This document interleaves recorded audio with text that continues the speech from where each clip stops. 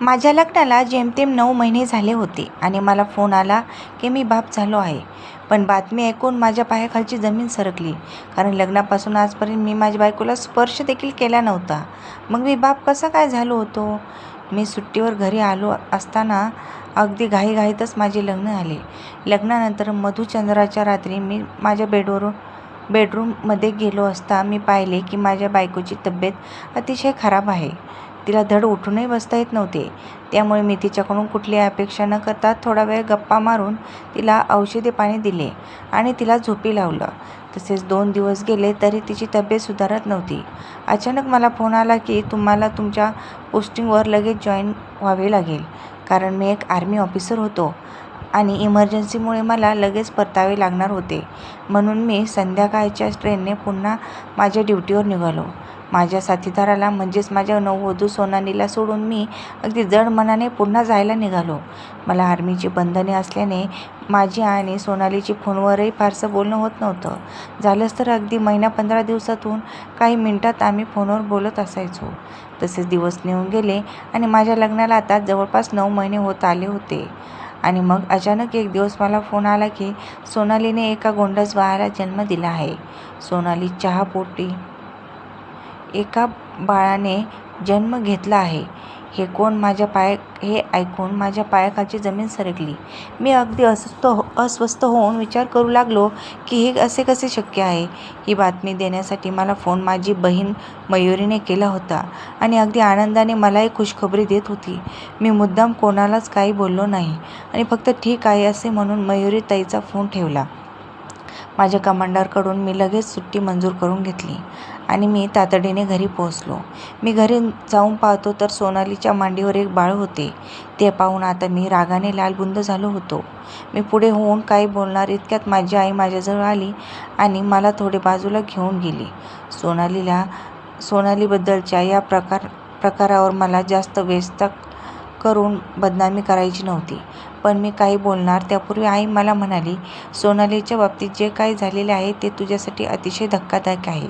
मला माहीत आहे हे मूल तुझं आणि सोनालीचं नक्कीच नाही. हे ऐकून मी मात्र आईकडे आश्चर्याने पाहत राहिलो. आई म्हणाली, हे बघ पवन, आता तू अजिबात टेन्शन घेऊ नकोस. माझ्यावर विश्वास ठेव.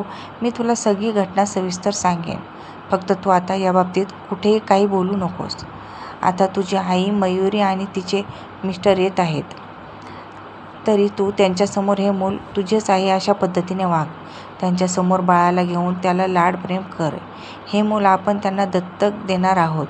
हे मूल तुझं आणि सोनालीचं आहे असे आम्ही तुझ्या ताई आणि दाजींना सांगितले आहे. त्यामुळे तुझ्या वागण्यातून त्या दोघांना कुठल्याही संशय व शंका येऊ नये याची काळजी घे.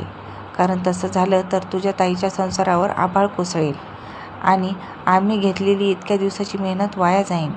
आई माझ्याशी बोलतच होती त्यावेळी तिथे मयुरी ताई आणि दाजी आली आणि मग आईने मला इशारा केला तसा मी सोनालीच्या जवळ जाऊन त्या बाळाला उचलून घेतलं आणि प्रेमाने त्याच्याशी खेळू लागलो.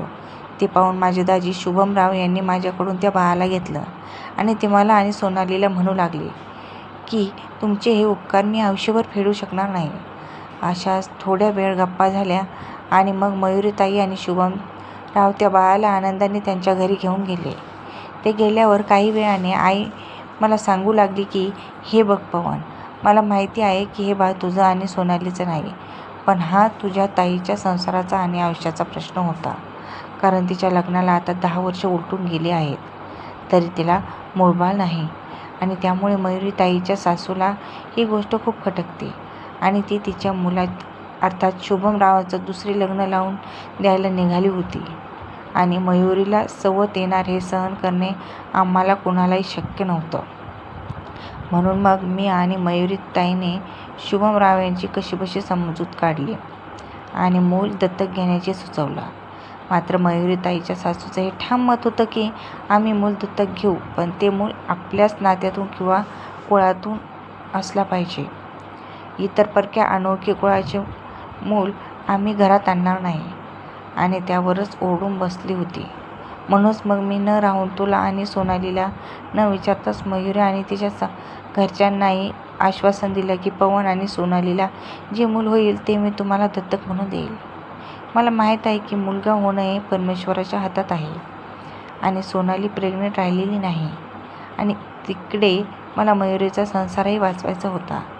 तिची सासू मात्र खायला बिलकुल तयार नव्हती. तिने आम्हाला धमकी दिली होती की जर येत्या वर्षभरात मूल झालं नाही तर मी माझ्या मुलाला दुसरं लग्न लावून देणार. म्हणून सोनालीची परवानगी घेऊन मी आणि मयुरीने तिच्या सासरी सांगितलं की सोनाली प्रेग्नेंट आहे. त्यानंतर आम्ही अनाथ आश्रमातून बाळाचा शोध घेऊ लागलो आणि एक नवजात बाळाला आम्ही मिळवले. त्याच्या सर्व कायदेशीर बाबी आम्ही पूर्ण केल्या. तुझ्या लग्नाचे 9 महिने पूर्ण होत आले होते त्यावेळी आम्ही अनाथ आश्रमातून त्या बाळाला घरी घेऊन आलो आणि मग मयुरीच्या सासरी आम्ही ही बातमी दिली. त्यावर शुभमराव म्हणाले की आपण एकदा पवनची परवानगी घेतली पाहिजे. म्हणूनच मयुरीने त्याच्यासमोर तुला फोन करून बाळ झाले आहे अशी बातमी दिली आणि तुझे अभिनंदन केले, जेणेकरून शुभमरावांना असे न वाटावे की हे मूल तुझे आणि सोनालीचे नाही. ही सर्व हकीकत आम्ही तुला फोन करून सांगू शकलो नसतो, म्हणून आम्ही यावेळी जास्त काही बोललो नाही. बाळा, आता आम्हाला वचन दे की तुझ्या मयुरी ताईचा संसार वाचण्यासाठी ही गोष्ट गुपित ठेवशील. हे सर्व ऐकून माझ्या जीवात जीव आला आणि मला बरं वाटलं. मी आईला म्हणलो, आई, तू काही काळजी करू नकोस. मयुरी ताईच्या संसारासाठी मी तुला वचन देतो की ही गोष्ट मी आयुष्यभर कुणालाही कळू देणार नाही. आईसोबत हे बोलणं झाल्यानंतर मी लगेच सोनालीच्या खोलीमध्ये गेलो. दरवाजा आतून बंद केला आणि तिच्यासमोर जाऊन उभे राहिलो. माझे डोळे ओले झाले होते. मी तिला मिठी मारली आणि माफी मागू लागलो आणि म्हणालो की तुझ्या संसाराच्या सुखासाठी किती मोठा त्याग केला आहेस. तू जे काम केलं आहेस ते कोणाला जमणार नाही. तू खूप मोठ्या मनाची आहेस. आपल्या लग्नानंतर मला हनीमूनला होण्याआधीच मी तुला सोडून माझ्या ड्युटीवर गेलो, तरी तू कधीच कुठली तक्रार केली नाहीस आणि आनंदाने सासरी राहिलीस. कुठलीही स्वार्थी विचार मनात न आणता तू माझ्या बहिणीचा संसार वाचण्यासाठी आईची मदत केलीस. आपल्या घरासाठी खूप काही केले आहेस. तुझ्यासारखी पत्नी मिळाल्याने मी धन्य झालो आहे आणि तुझ्याबद्दल माझ्या मनात प्रेम आणि आदर दोन्ही वाढले आहे. असे म्हणून लग्नापासून आजपर्यंत दूर राहिलेले आम्ही दोन जीव सुखाने संसार करू लागलो. धन्यवाद.